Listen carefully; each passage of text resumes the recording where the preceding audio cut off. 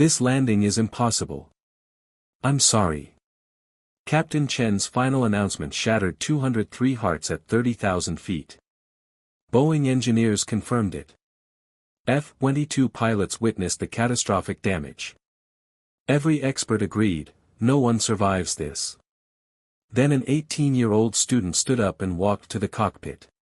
What happened next made elite fighter pilots salute her. Before you watch full story, comment below from which country are you watching. Don't forget to subscribe for more amazing stories. The Boeing 777 shuddered violently at 37,000 feet, and Captain Marcus Chen knew immediately that this was different from any emergency he'd faced in 23 years of flying. The initial hydraulic failure had been manageable, textbook even, until the cascade began.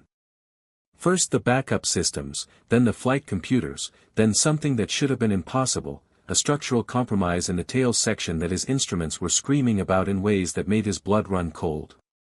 Ground, Apex 2847 declaring emergency, Chen said into his headset, his voice professionally calm despite the chaos erupting across his instrument panel.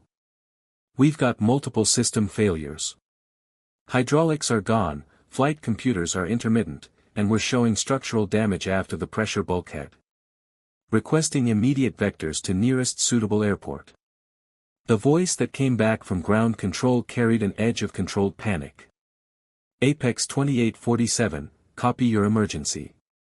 Nellis Air Force Base is 40 miles northwest. We're clearing all traffic and scrambling emergency response. Can you maintain current altitude? Chen looked at his first officer, Sarah Rodriguez, whose face had gone pale as she worked through the emergency checklists. The aircraft was responding to control inputs, but sluggishly, unpredictably. Every movement of the yoke felt like he was fighting against physics itself. Negative on altitude hold, Chen responded. We're losing control authority. Beginning descent whether we want to or not. What Chen didn't say, what he was only beginning to comprehend as he processed the data flooding his screens, was that the combination of failures they were experiencing shouldn't be possible. The redundant systems were designed specifically to prevent this exact scenario. Hydraulics, computers, and structural integrity, losing all three simultaneously defied the mathematical models that Boeing engineers had spent decades perfecting. In the cabin, 203 passengers were experiencing that specific kind of terror that comes when smooth routine transforms into lurching chaos. Oxygen masks had deployed, flight attendants were moving through the aisles with forced calm, and the aircraft's violent shuddering made it clear that something catastrophic was happening. Among those passengers, in seat 23F, sat Maya Chen, an 18-year-old woman who most people assumed was just another college student heading home for break. She had her laptop open before the oxygen masks dropped, had been reviewing aerodynamic equations when the first shudder hit. Now, as the aircraft bucked and rolled, she closed her eyes and listened. She wasn't praying. She was analyzing. The vibration frequency in the deck plates told her about the structural damage. The way the aircraft yawed slightly to the left before each correction told her about the hydraulic failures. The rhythm of the engines, still running but working harder than they should, told her about the flight computer problems. And the combination of all three told her something that made her stomach drop. This was it. The scenario her father had died researching. The impossible one. Commander James "Razor" Mitchell was leading a training flight of two F-22 Raptors when the call came through. Razor 1, Nellis Control. We need you to intercept and escort a civilian 777 experiencing multiple emergencies. Vector 270, Angels 35, they're descending rapidly. Mitchell acknowledged and banked his fighter toward the intercept, his wingmen following in perfect formation.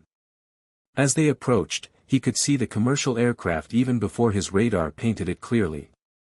What he saw made him whistle low. Nellis Control, Razor 1 has visual. That tail section.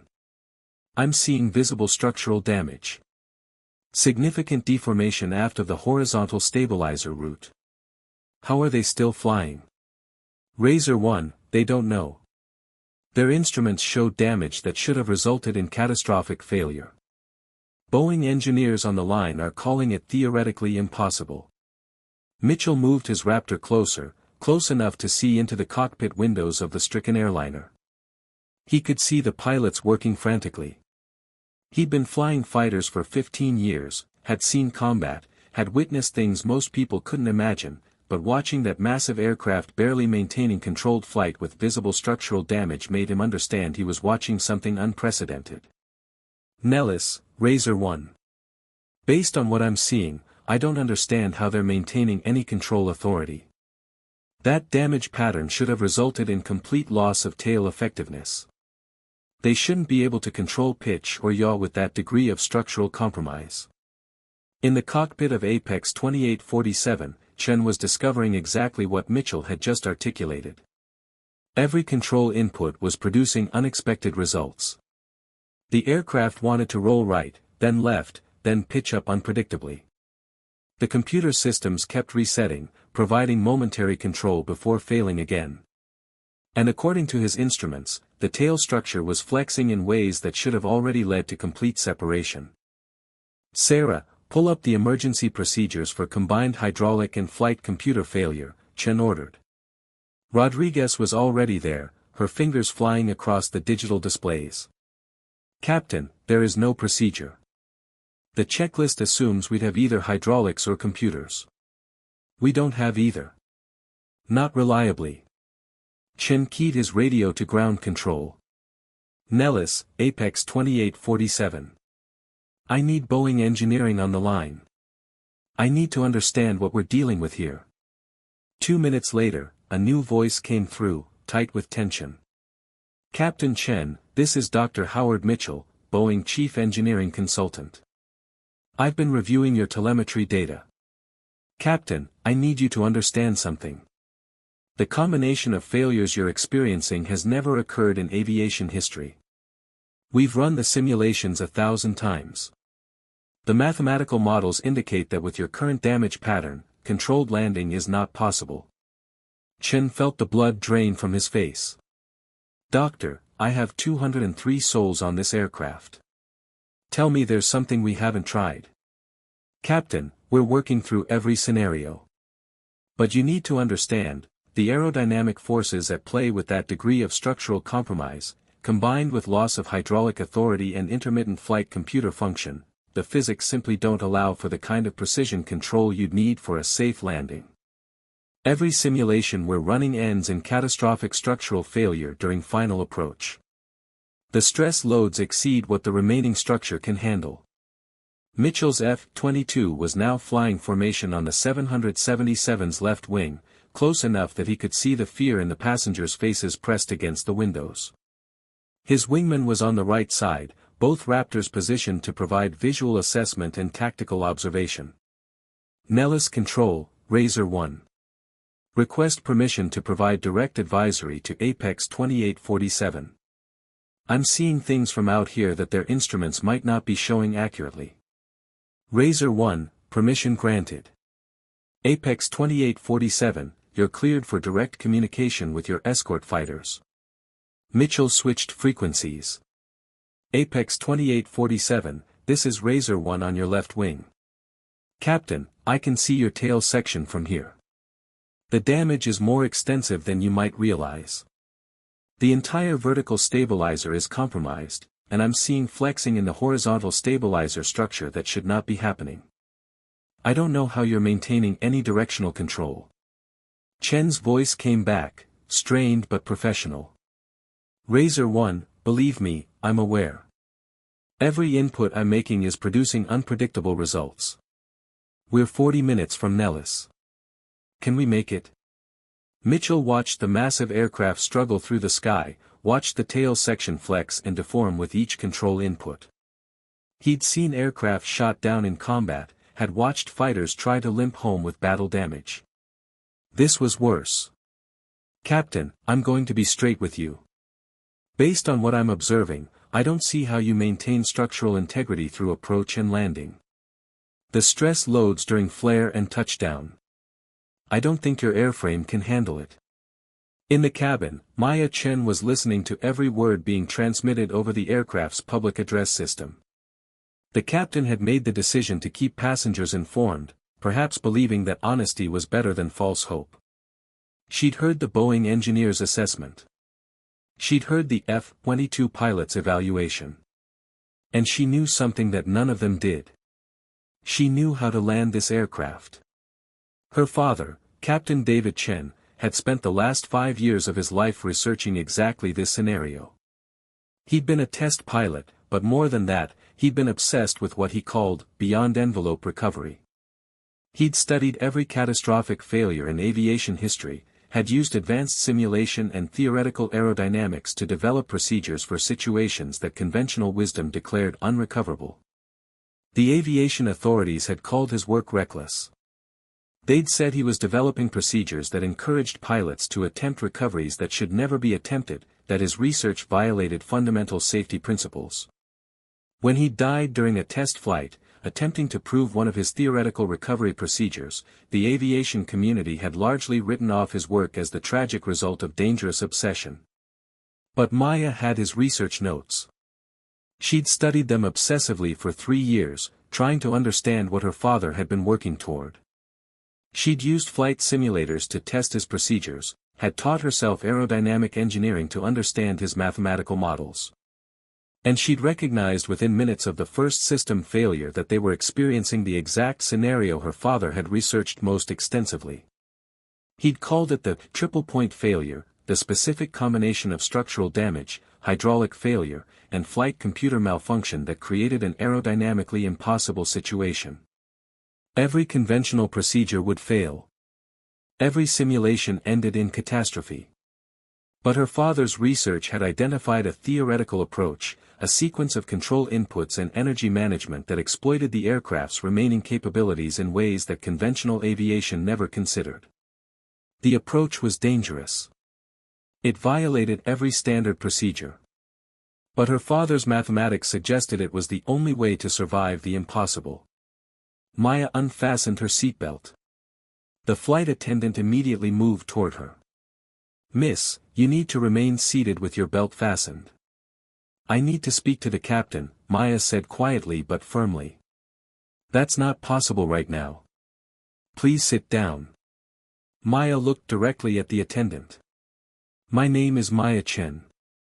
My father was Captain David Chen, test pilot and emergency recovery specialist. I have information about our specific failure pattern that could save everyone on this aircraft. I need to speak to the captain immediately." The attendant hesitated, clearly torn between protocol and the desperate situation. "Miss Chen, the cockpit is dealing with an extreme emergency." "I know. That's exactly why I need to speak to them. Please." Something in Maya's eyes, some certainty that transcended her 18 years, made the attendant nod. She picked up the interphone and spoke quietly to the cockpit. 30 seconds later, Maya was being escorted forward, passengers watching her with confused, frightened expressions. Who was this young woman being taken to the cockpit during an emergency? The cockpit door opened and Maya stepped into a scene of controlled chaos. Warning lights flashing, alarms sounding, the captain and first officer working frantically to maintain control of the struggling aircraft. Chen glanced back at her. "You said you have information about our situation." Maya moved closer, her eyes scanning the instrument panels, immediately understanding the disaster painted across every screen. "Captain Chen, I'm Maya Chen. Captain David Chen was my father." Chen's eyes widened. He knew that name. Every pilot who'd been flying in the last decade knew that name. "Your father, the test pilot?" "Yes. The one who died researching impossible recovery scenarios." Maya's voice was steady. "Captain, I've studied his work. Every note, every simulation, every mathematical model.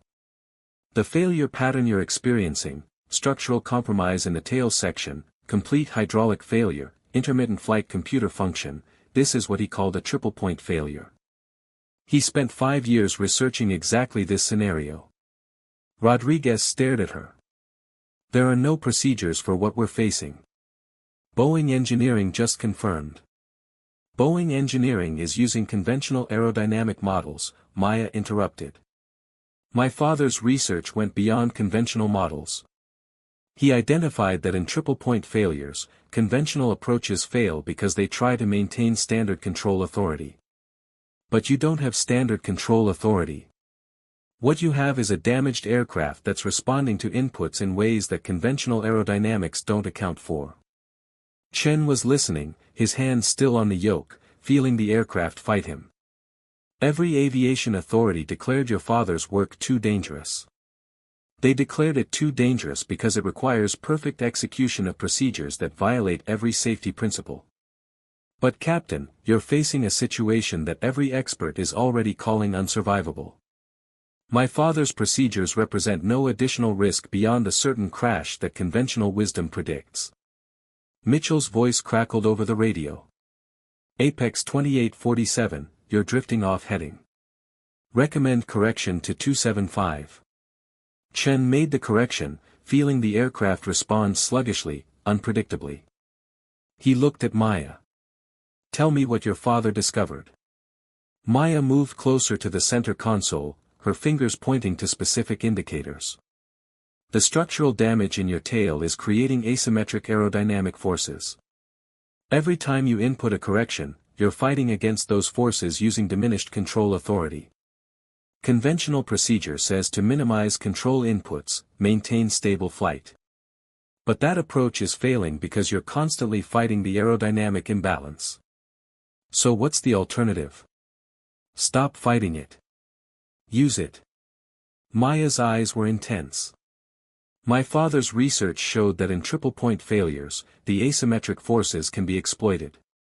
Instead of fighting against the aircraft's tendency to yaw and roll, you work with it. You use the damaged structure's aerodynamic characteristics to create controlled instability. It sounds insane, but the mathematics work. Rodriguez shook her head. Controlled instability?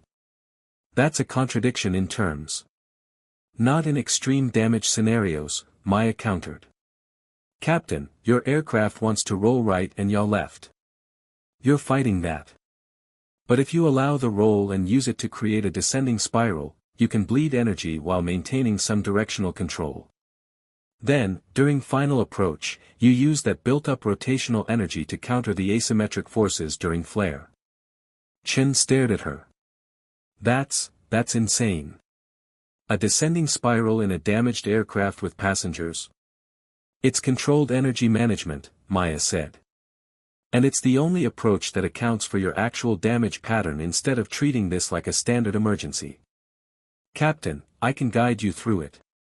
My father's notes detailed every step. I've run this scenario in simulators 100 times.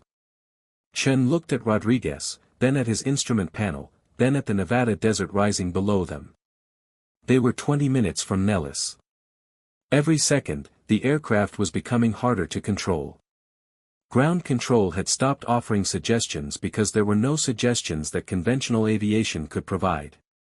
Nellis control, Apex 2847, Chen keyed his radio. I have a passenger in the cockpit, daughter of Captain David Chen. She's proposing an unconventional approach based on her father's research into extreme emergency procedures.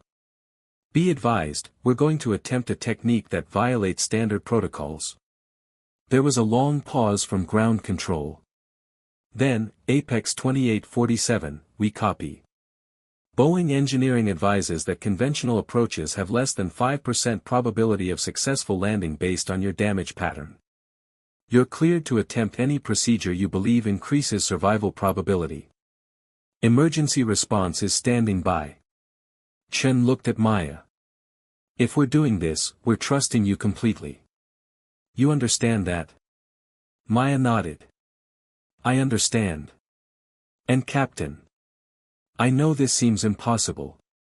But my father proved mathematically that it works. We just need perfect execution. Perfect execution in a damaged aircraft with 203 lives depending on it, Chen said quietly. Then he straightened in his seat. All right. Tell me what to do. Maya took a breath, and suddenly she wasn't an 18-year-old passenger anymore. She was her father's daughter, trained for exactly this moment, carrying forward research that had cost him his life but might now save hundreds. First, we need to establish the descending spiral. Your aircraft wants to roll right. Stop fighting it. Reduce your left aileron input by about 60% and let the aircraft establish a shallow right bank. Aim for 15 to 20 degrees. Chen's training was screaming at him that this was wrong, that allowing an uncontrolled bank in a damaged aircraft was suicide. But his training had also just been declared useless by every expert on the ground. He reduced his control input. The aircraft immediately began rolling right, and several passengers screamed as the wing dipped. But Maya was watching the instruments intently. Good. Now, as the roll develops, use rudder to establish a coordinated turn. You're fighting asymmetric drag from the damaged tail, so you'll need to hold about 40% right rudder. Don't try to stop the roll completely. Just slow it. Chen applied rudder, feeling the aircraft's response. It was wrong, everything about it violated his instincts, but the aircraft was responding. The roll rate decreased, stabilized at 18 degrees of bank. Mitchell's voice came over the radio, urgent. Apex 2847, you're in a banking turn. You need to level the wings. Razor 1, negative, Chen responded. We're attempting a controlled spiral descent. This is intentional. Captain, that's not standard procedure. Razor 1, there is no standard procedure for our situation. We're trying something different. In his F-22, Mitchell watched the massive 777 establish a shallow banking turn, beginning a spiral descent. His military training told him this was wrong, that damaged aircraft shouldn't be intentionally placed into spirals. But as he watched, he realized that the commercial aircraft actually looked more stable in the spiral than it had in straight flight. Nellis control, Razor 1. The 777 has established what appears to be a controlled descending spiral. Unusual tactic, but the aircraft actually seems more stable. Tail section flexing has decreased. Maya was now standing between the pilot's seats, watching multiple displays simultaneously. Captain, your descent rate is 800 feet per minute. We need to increase that to 1200. Lower the nose about 3 degrees. Chen complied, and the aircraft's descent steepened slightly.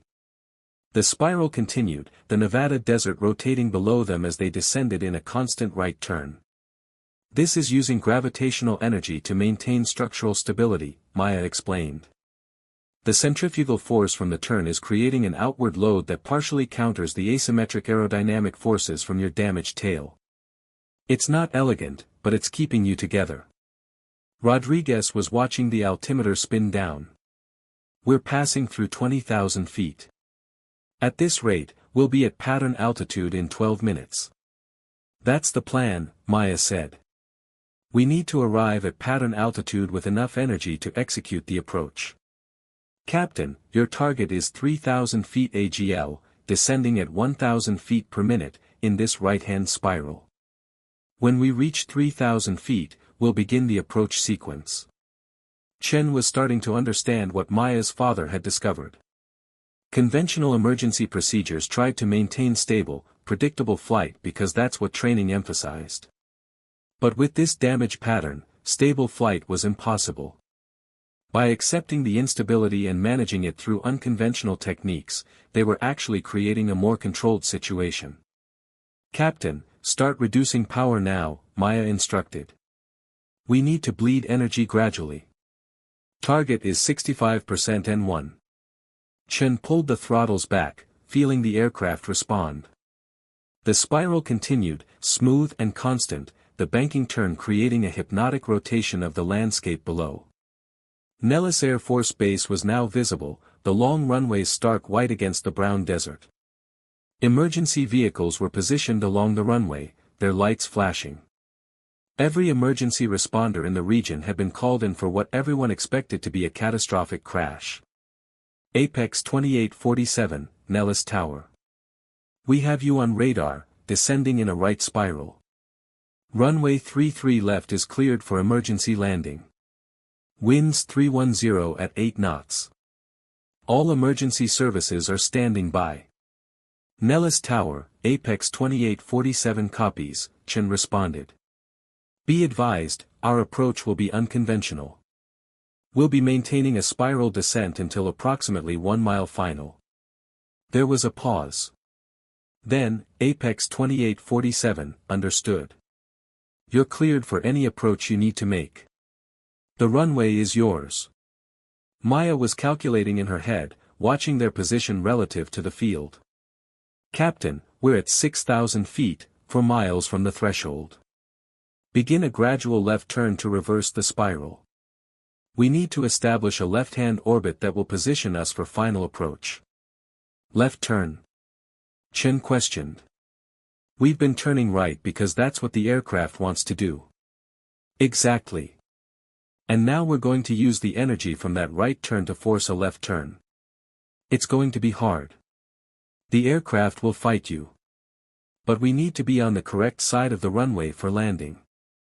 Chen began the left turn, and immediately the aircraft began bucking, the damaged tail creating enormous resistance. Warning lights flashed, the stall warning chirped intermittently. Rodriguez grabbed her armrest as the aircraft shuddered violently. Hold it, Maya said firmly. The aircraft is fighting you, but you're not going to stall. The buffeting is from the asymmetric airflow. Push through it. Chen held the turn, his muscles straining, sweat running down his face. The aircraft was screaming at him through every instrument, every warning system. But gradually, reluctantly, the 777 came around to the left, establishing a mirror image of the right spiral they'd been flying. Good, Maya said. Now we're at 4,000 feet. Continue this left spiral down to 3,000. We need to lose altitude on this side of the field. Mitchell had repositioned his F-22 to observe the entire approach. What he was watching was unlike anything he'd ever seen. The commercial aircraft was descending in a spiral, almost like a fighter in a defensive maneuver, but controlled, deliberate. As a military pilot, he understood unconventional tactics, but this was extreme even by combat standards. Razor 2, are you seeing this? He asked his wingman. Razor 1, affirm. That 777 is flying like a fighter. I don't understand how they're maintaining control. Neither do I. But somehow, they are. Maya watched the altimeter spin down through 3,500 feet. Captain, at 3,000 feet, we're going to roll out of the spiral directly onto final approach heading. This is the critical moment. The aircraft is going to resist violently. You'll need full left aileron, almost full left rudder, and you're going to have to physically force the aircraft level. Won't we stall at that bank angle and low speed? Rodriguez asked.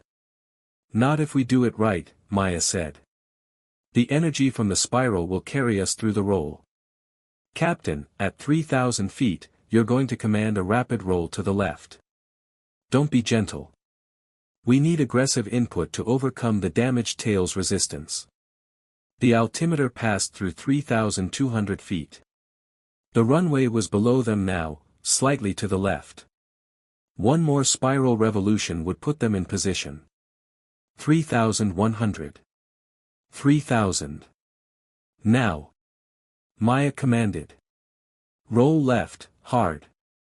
Chen threw the yoke to the left, stomping on left rudder, using every ounce of his strength and the aircraft's remaining control authority. The 777 bucked, shuddered, warning systems screaming. The bank angle increased rapidly, 20 degrees, 30, 40, the aircraft rolling out of the spiral. For a terrible moment, it seemed like they would roll inverted. The instruments were a chaos of red warnings. Passengers were screaming. But Chen held the input, and Maya was calling out adjustments. Hold it, ease right aileron now, neutralize rudder, good. The aircraft rolled through level, stopped at 10 degrees left bank, then slowly came level. And suddenly, miraculously, they were pointing at the runway, 3 miles out, at exactly 3,000 feet. Tower, Apex 2847 is established on final, 3 miles, Chen reported, his voice shaking. Apex 2847, runway is yours. Emergency equipment is standing by. Maya wasn't finished. Captain, this is where my father's research becomes critical. Conventional approach says to maintain steady descent. We can't do that. The tail damage creates varying lift at different speeds and angles. We need to use dynamic energy management. What does that mean? Chen asked, still stunned that they'd survived the spiral and rollout. It means we're not going to fly a smooth glide slope. We're going to descend in pulses. Small power adjustments, coordinated with pitch changes. We're going to ride the aerodynamic instabilities like a surfer rides waves. The aircraft will oscillate, but we'll control the oscillations. Rodriguez shook her head. This is insane. It's physics, Maya corrected. Captain, reduce power to 50% N1. Let the nose drop naturally. Don't force it down. Chen reduced power, and the nose dropped. The aircraft descended rapidly, too rapidly. Then Maya called out, power back to 70%, slight back pressure. Chen complied, and the aircraft's descent slowed, almost stopped, then began descending again as Maya called for another power reduction. Mitchell was watching from his escort position. Nellis, Razor 1. The 777 is flying the most unusual approach I've ever seen. They're porpoising down final, but it's controlled. They're actually maintaining the centerline perfectly. On the ground, Boeing engineers were watching telemetry data in stunned disbelief. The aircraft should have stalled 3 times by now. The tail structure should have failed during that aggressive rollout. The approach profile violated every guideline. But somehow, impossibly, the 777 was maintaining controlled flight. 2 miles, Rodriguez called out. Maya's instructions came faster now. Power to 60%, ease forward pressure, back to 75%, slight left rudder for drift correction, power to 55%. Chen was operating on pure trust now, executing her commands without questioning, because they were working. Each power change, each control input was being called at exactly the right moment, accounting for factors his training had never addressed. 1 mile. 500 feet, Rodriguez said. The runway was rushing up at them. Emergency vehicles were positioned along both sides. Through the windscreen, Chen could see firefighters and medical personnel watching the struggling aircraft approach. Captain, this is the critical phase, Maya said, her voice calm despite the tension. The flare. Conventional technique says to begin flare at 50 feet, raise the nose gradually. We can't do that.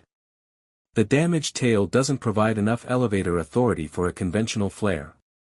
Then how do we land? Chen asked, the runway now filling their windscreen. We're going to use a technique my father called a drop flare. We're going to descend at a higher rate than normal, then at 20 feet, you're going to command maximum elevator input, maximum power, and literally yank the nose up. The aircraft will pitch up violently, bleed speed, and drop onto the runway. It's going to feel like a crash. But it's controlled. You're telling me to intentionally stall the aircraft at 20 feet? I'm telling you to use the aircraft's remaining energy to create one moment of nose-high attitude that will break your descent rate. Trust the math, Captain. They were at 200 feet, descending rapidly. Too rapidly for any normal approach. 150 feet.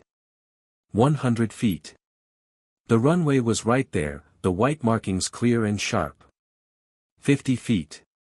Hold your descent, Maya commanded. Don't start the flare yet. Chen's training was screaming at him. Every instinct demanded he start the flare now, that they were going to slam into the runway. But he held the descent. 30 feet. 25 feet. 20 feet. Now. Full back pressure. Maximum power. Pull. Chen yanked the yoke back and shoved the throttles forward simultaneously. The aircraft's nose pitched up violently, the engine spooled up to maximum thrust. For one impossible moment, the 777 seemed to hang in the air, nose high, rate of descent broken by pure force and timing. Then gravity reasserted itself. The main landing gear contacted the runway with a tremendous impact that would have made any normal landing unacceptable. But this wasn't a normal landing. The gear held, the tires screeched, and the nose dropped heavily onto the nose gear. Chen immediately deployed reversers and thrust reversers screamed to life. He stood on the brakes, feeling the aircraft shudder and shake as the damaged structure protested the landing loads. But they were on the ground. They were on the runway. They were slowing. The 777 rolled down the runway, trailing smoke from the brakes, the damaged tail section flexing but holding. Emergency vehicles raced alongside, ready for the worst. But the worst didn't come. The aircraft slowed more, and finally came to a complete stop on the runway, 2/3 of the way down the 12,000-foot concrete strip. For a moment, there was absolute silence in the cockpit. Then the radio exploded with voices. Ground control, emergency services, Boeing engineers, military observers, everyone trying to speak at once, asking if they were okay, expressing disbelief that the landing had been successful. Mitchell's F-22 flew low over the runway, and then something unprecedented happened. He brought his fighter to a near stall, rocked his wings in salute, and transmitted, Apex 2847, Razor 1. That was the most extraordinary piece of flying I've ever witnessed. You just accomplished what every expert said was impossible. His wingman followed suit, performing the same salute maneuver. Then, still flying escort position as the 777 sat motionless on the runway, both F-22 pilots rendered formal military salutes in their cockpits, a gesture of profound respect normally reserved for fallen comrades or extraordinary acts of heroism. Apex 2847, Mitchell transmitted, his voice thick with emotion, "I'm not sure who was flying that aircraft, but they just demonstrated capabilities that exceed anything in military aviation. Request permission to meet that crew after you've evacuated." Chen finally found his voice. Razor 1, Apex 2847. The person you want to meet is standing right here. Her name is Maya Chen. She's 18 years old, and she just saved 203 lives using techniques her father died developing. On the ground, as emergency crews surrounded the aircraft and passengers began evacuating down the emergency slides, Maya stood in the cockpit, tears streaming down her face. Not tears of fear or relief, but of complicated grief and vindication. Her father had been right. The controversial research that aviation authorities had condemned, the procedures they'd called too dangerous, the techniques that had cost him his life, they worked. They just saved everyone on this aircraft. Rodriguez touched her shoulder gently. "How did you know? How could you possibly know that would work?" Maya wiped her eyes. "My father spent 5 years studying this exact scenario. He used advanced aerodynamic modeling, ran thousands of simulations. He knew conventional approaches failed because they tried to maintain conventional control. His research proved that in extreme damage situations, you had to accept the impossibility and work with it rather than against it." Chen was already on the radio with Boeing engineering. "Ground, Apex 2847. I need you to understand something. The landing you just witnessed wasn't standard procedure. It wasn't even close. We used techniques developed by Captain David Chen, techniques that aviation authorities rejected. But those techniques just proved themselves. This needs to be studied. This needs to be validated." Outside, as passengers gathered on the runway, dazed but alive, emergency personnel began checking them for injuries. Incredibly, despite the violent approach and hard landing, there were only minor injuries, a few broken bones from passengers not properly braced, some bruises and cuts. But everyone was alive. All 203 souls survived a landing that every expert had declared mathematically impossible. Mitchell landed his F-22 and immediately drove to the parked 777. He found Maya sitting on the runway beside the massive aircraft, staring up at the damaged tail section. He approached in his flight suit, helmet under his arm, and stood beside her. Maya Chen. She looked up at this F-22 pilot, this elite warrior. Yes. Mitchell came to attention and rendered a formal military salute. Ma'am, I've been flying fighters for 15 years. I've seen combat, I've trained with the best pilots in the world. What you accomplished today exceeds anything I've ever witnessed. Your father would be incredibly proud. Maya stood, returning his salute awkwardly. My father died trying to prove these techniques worked. Everyone said he was reckless, that his research was dangerous. Your father was a pioneer, Mitchell said firmly.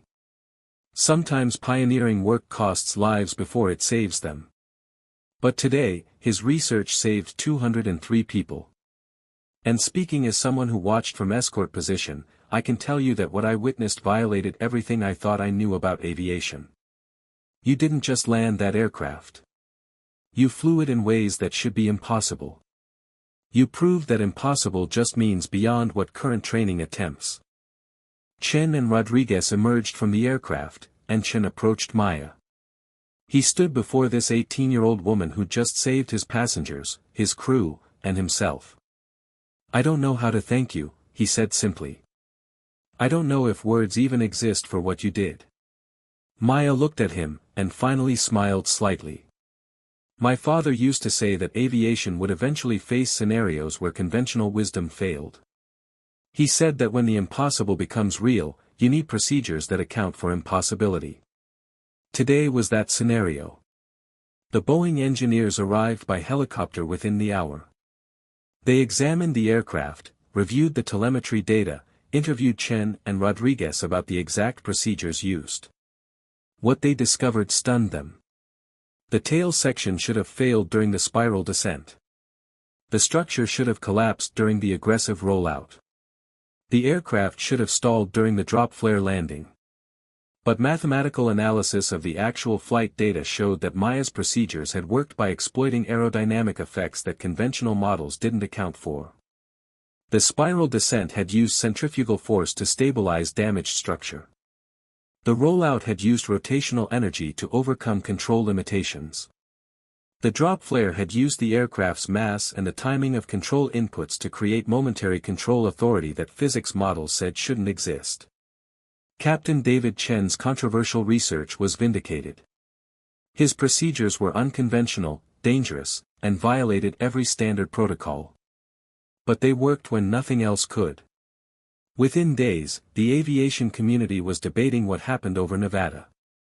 Some called for Maya's father's research to be studied and incorporated into emergency training. Others insisted that the procedures were too dangerous, that they required perfect execution beyond what could be expected from pilots in emergency situations. But everyone agreed on one thing: an 18-year-old woman had accomplished what every expert declared impossible. She'd taken her father's controversial research, applied it with perfect precision, and saved 203 lives in the process. The F-22 pilots salute became legendary in military aviation circles. It represented something profound, elite warriors acknowledging that they'd witnessed achievement exceeding their own capabilities, that someone barely out of high school had demonstrated aviation skills that surpassed what their extensive training had prepared them for. Mitchell later wrote in his official report, "I have witnessed exceptional flying throughout my military career. I have seen skilled pilots recover from situations that would defeat most aviators. But what I observed on this date transcends skill. This was the perfect application of theoretical procedures under impossible conditions." The pilot, and I use that term with full respect despite her lack of official certification, demonstrated capabilities that our military training does not address. She earned my salute not through military achievement, but through human achievement that exceeded military standards. For Maya, the aftermath was complicated. She became famous overnight, her name in every news outlet, aviation forums debating her actions, schools requesting her to speak about courage and perseverance. But she carried the weight of her father's death alongside the vindication of his work. 6 months after the landing, she was invited to speak at a gathering of test pilots and aviation engineers. She stood before hundreds of experienced aviators, many of whom had initially dismissed her father's research, and spoke from her heart. My father died proving that impossible is sometimes just a label we apply to things we haven't figured out yet. His research was called dangerous because it pushed beyond conventional limits. But here's what I learned that day over Nevada: every advance in aviation came from someone willing to challenge what everyone else said was impossible. The Wright brothers were told human flight was impossible. Breaking the sound barrier was considered impossible. Landing on the moon was impossible. She paused, looking out at the assembled pilots. My father's research wasn't about being reckless. It was about preparing for the moment when all the conventional procedures fail, when the textbook scenarios don't account for the reality you're facing. He knew that someday, someone would face a triple-point failure. And he wanted whoever faced it to have a chance. That's what pioneers do. They prepare for impossibilities so that when those impossibilities become real, people can survive them. The audience gave her a standing ovation. More importantly, the FAA announced that they would be conducting a comprehensive review of Captain David Chen's research, with the possibility of incorporating elements into advanced emergency procedures training. 2 years later, Maya enrolled in a prestigious aeronautical engineering program. But she also earned her pilot's license, training in the same aircraft her father had flown. She would eventually become a test pilot herself, continuing her father's work on beyond-envelope recovery procedures. The 777 that she landed was retired from service, its damaged structure too compromised for repair. But the FAA preserved the tail section as a training exhibit, a reminder of what had been accomplished. They mounted a plaque that read, "This aircraft experienced a triple-point failure on date." Conventional aviation wisdom declared controlled landing impossible. Maya Chen, age 18, proved otherwise through application of pioneering recovery procedures developed by Captain David Chen. All 203 passengers and crew survived. Impossible is not a limit. It's an invitation to find new solutions. Captain Marcus Chen continued flying for another decade before retiring. He never experienced another emergency of that magnitude, which he considered a blessing. But he kept in contact with Maya, and years later, when she graduated as a test pilot, he attended the ceremony. "You saved my life," he told her. "You saved my passengers. But more than that, you taught me that expertise can come from unexpected places, that an 18-year-old with the right knowledge and perfect timing can accomplish what veteran pilots and military experts said couldn't be done. You changed how I think about aviation, about training, about what's possible." Mitchell, the F-22 pilot, also stayed in touch with Maya. He eventually left military service and became a civilian aviation safety consultant. His experiences observing Maya's landing influenced his entire approach to safety analysis. "The military teaches us to operate within defined parameters," he explained in a presentation years later. "We have flight envelopes, performance limits, operational boundaries. But Maya taught me that sometimes survival requires operating outside those boundaries. Not recklessly, but deliberately, with full understanding of the physics and aerodynamics involved." Her father's research represented a whole field of study that conventional aviation ignored because it seemed too dangerous. But ignoring it meant being unprepared when the impossible happened. The other 201 passengers went on with their lives, forever marked by having survived what should have been unsurvivable. Many sent letters to Maya over the years, thanking her, sharing how they'd changed their lives after being given a second chance. Some became pilots themselves, inspired by her story. Others simply lived with renewed appreciation for each day. One passenger, a retired mathematics professor, spent months analyzing the flight data and Maya's father's research papers after the incident. He published a paper in a prestigious journal titled "Nonlinear Aerodynamic Solutions to Conventionally Impossible Flight Scenarios." The paper vindicated Captain David Chen's mathematical models and proposed that aviation training should include preparation for scenarios outside normal flight envelopes. But perhaps the most profound impact was on the aviation industry itself. The incident forced a reckoning with the assumption that current training covered all necessary scenarios. The FAA established a new research division focused on beyond-envelope emergency procedures, directly inspired by Captain David Chen's work and Maya's successful application of his techniques. Within 5 years, elements of those procedures were incorporated into advanced pilot training. Not the extreme techniques Maya had used, those still required specific damage patterns and were considered last resort measures, but the underlying philosophy, that in extreme emergencies, unconventional approaches might be necessary, and pilots should be mentally prepared to attempt techniques outside standard procedures. The debate about Captain David Chen's legacy continued for years. Some argued that his research encouraged dangerous experimentation. Others pointed out that his daughter had used his research to save hundreds of lives. Both perspectives had merit, but the undeniable fact remained: when the impossible scenario he'd spent years studying actually occurred, his procedures worked. Maya eventually married another test pilot and had children of her own. She told them stories about their grandfather, not just about his death, but about his passion for solving problems that others considered unsolvable, his dedication to making aviation safer even when others didn't understand his methods, his belief that love could be expressed through technical research that might save lives decades later. On the 20th anniversary of the landing, Maya returned to Nellis Air Force Base for a ceremony. Mitchell was there, now gray-haired but still carrying himself with military bearing. Captain Chen, retired and using a cane, attended as well. The FAA had erected a permanent memorial at the base, honoring both Captain David Chen's pioneering research and Maya's perfect execution of his techniques.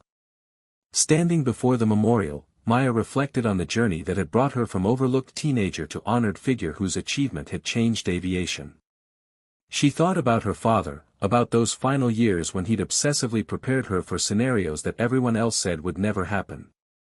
She thought about the moment in that aircraft when she'd realized that his research, his sacrifice, had prepared her for exactly the crisis they were facing.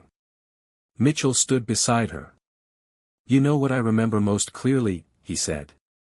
"Flying formation on that 777, watching it perform maneuvers that should have been impossible. I remember thinking, someone in that cockpit understands something I don't." Turned out to be an 18-year-old whose father had spent years studying the one scenario everyone else ignored. He knew, Maya said quietly. He knew that someday, someone would face a triple-point failure. He didn't know it would be me, didn't know I'd be the one to use his research. But he prepared me anyway, just in case. That's love, Mitchell said. Preparing someone for an impossibility that might never happen, just so they'll be ready if it does. Maya nodded, tears in her eyes. Every time he made me practice those procedures in the simulator, every time he walked me through the mathematics, every time he explained why conventional approaches failed, he was loving me forward. He was making sure that if I ever faced the impossible, I'd have the tools to survive it. The ceremony concluded with a flyover, not of current F-22s, but of a restored vintage fighter that had been part of her father's test operations. As it passed overhead, wings rocking in salute, Maya understood something profound about her journey. Her father had died chasing impossibility.